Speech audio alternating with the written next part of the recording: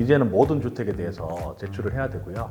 사용증 작성해서 자금조달계획서 제출하면 된다고 부동산에서 좀 안내를 하는 걸로. 갚는 것을 입증 못하면 다시 또 증여로 추정됩니다. 얼마의 원금이 되면 무이자로 좀 진행하면 될까요?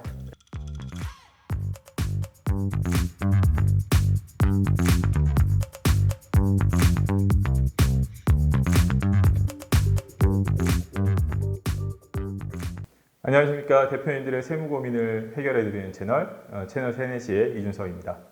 네, 안녕하세요. 세무사 김강수입니다.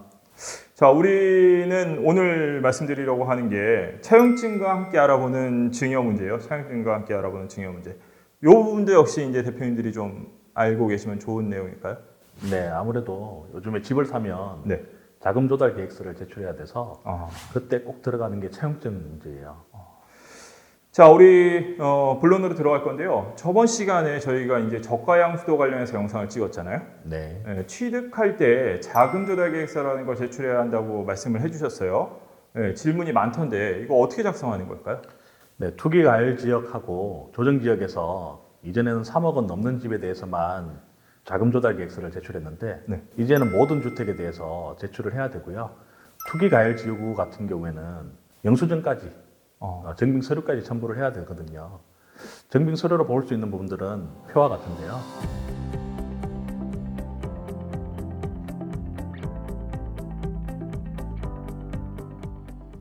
자, 그러면 우리 그 집 사고 자금조달계획서까지 제출해야 하고 이거 뭐 집 사는 게 자유를 좀 제한하는 게 아닌가 싶어요. 뭐 내 돈으로 내가 하겠다는 건데 좀 자유를 제한하는 게 아닌가 그런 생각도 좀 드네요.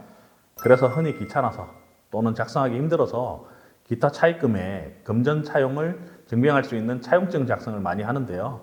국세청 조사로도 이어져 허위로 작성하신다면 증여세 납부 대상이 될 수 있으세요. 그 차용증이라는 거 인정을 아예 안 할 수도 있다라는 말씀이시죠? 네, 맞아요. 차용증의 경우 사실 이자율을 얼마 받을 것인가, 상환 기간은 언제까지일 것인가 등 상세하게 기재해서 공정을 받는 게 원칙인데 부모 자식까지는 작성하지 않거나 허술하게 작성되는 경우가 대부분이죠. 왜냐하면 가족이잖아요. 그렇죠. 네. 네.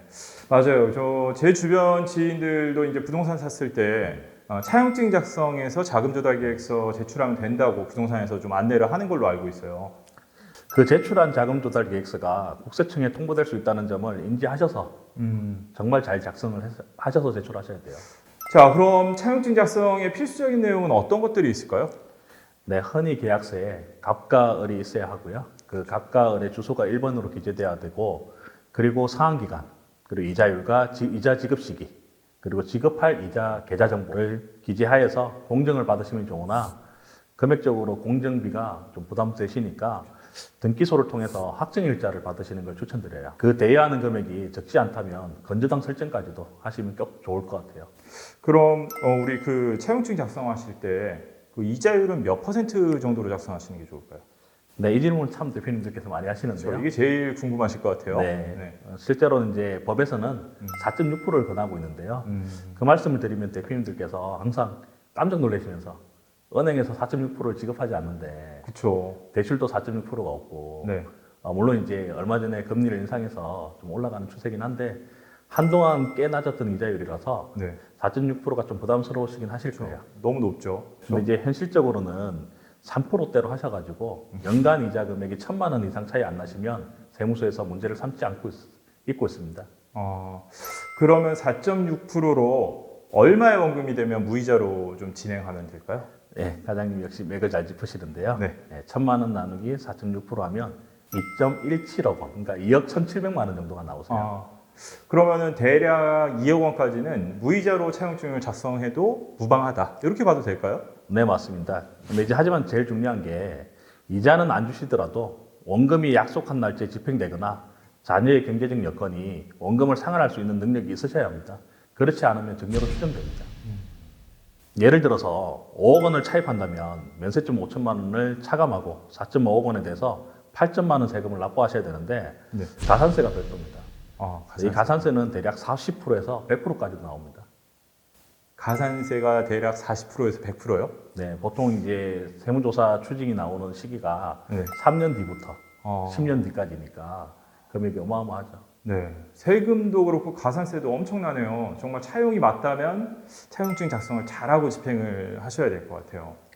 맞습니다. 그래서 이자도 될 수 있으면 매월, 힘들다면 분기별, 아니면 연 1회라도 딱딱 맞춰서 진행하시는 게 맞으시고요. 이자를 받는 부모님도 이자에 대해서 종합소득세 신고를 하셔야 돼요. 아, 네. 불행히 우리나라는 개인이 은행처럼 대금을 빌려주고 이자를 받는 것에 대해서 무조건 종합과세를 하고 있고요. 그 세금이 무려 27.5%를 납부하셔야 됩니다. 근데 은행이 15.4%인 걸 보면 비교적 높은 세금을 부담하셔야 되는 거죠. 그렇죠. 은행에서는 15.4%인데 쉽지 않네요. 그럼 이렇게 하시고 입증이 되면 차용증으로 효력이 발생하고 그걸로 끝나는 건가요? 예, 물론 아니죠. 지금은 빌리는 것만 인정되시는 거고요. 네. 갚는 것도 입증을 해주셔야 됩니다. 갚는 것을 입증 못하면 다시 또 증여로 추정됩니다.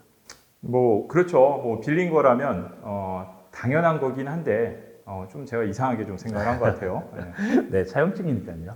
그래서 구독자분들도 잘 결정을 해보셔야 돼요. 지난 시간에 정리의 절세 팁을 말씀드렸는데 네. 오랜 기간에 걸쳐서 여러 번 쪼개서 여러 사람이 받는 것이 세금을 절세할 수 있다고 말씀을 드렸어요. 그렇죠. 네. 차용을 하실 것인지 증여를 할 것인지를 신중하게 고민하셔서 결정으로 이어지셔야 되고요. 또 이 부분이 만에 하나 상속으로까지 이어질 수 있는 상속일로부터 10년 이내에 포함되신다고 하면 네. 상속재산에도 합산되는 점을 고려하셔서 그래서 빠르게 결정하셔서 10년이 지난 시기를 좀 효과를 보실 수 있게끔 진행하시면 굉장히 좋으실 것 같고요. 우리 영상을 보시면 일반인 분들이 이 타이밍을 그 영상을 보신 것만으로 타이밍 잡으실 수가 있으실까요? 정말 힘들고 신도 어렵다라고 볼 수 있죠. 아, 언제 돌아가실지를 모르시니까요. 그렇죠. 네. 네. 그러면 일반인 분들이 저희 영상을 청취하고 계시는 그 구독자분들이 가장 좋게 취할 수 있는 방법으로는 역시 전국 최고의 세무사이신 김강수 세무사님께 상담을 받으시는 건 어떨까요? 매우 좋은 방법이죠. 아, 그렇죠. 예. 자, 우리 영상을 통해서 우리가 이제 그 증여, 차용에 대해서 좀 알아봤는데요. 말씀드린 것처럼 우리 타이밍 잡기가 좀 쉽지는 않습니다. 그래서 이런 부분에 있어서는 전문가 상담을 해주시면 더 좋으실 것 같은데요. 상담을 원하시는 분들은 지금 나오고 있는 번호로 지금 즉시 상담 요청해 주시기 바라고요. 이 영상이 도움이 되셨다면 구독, 좋아요, 알림 설정 그리고 주변 지인분들께 널리 알려주시길 부탁드립니다. 감사합니다.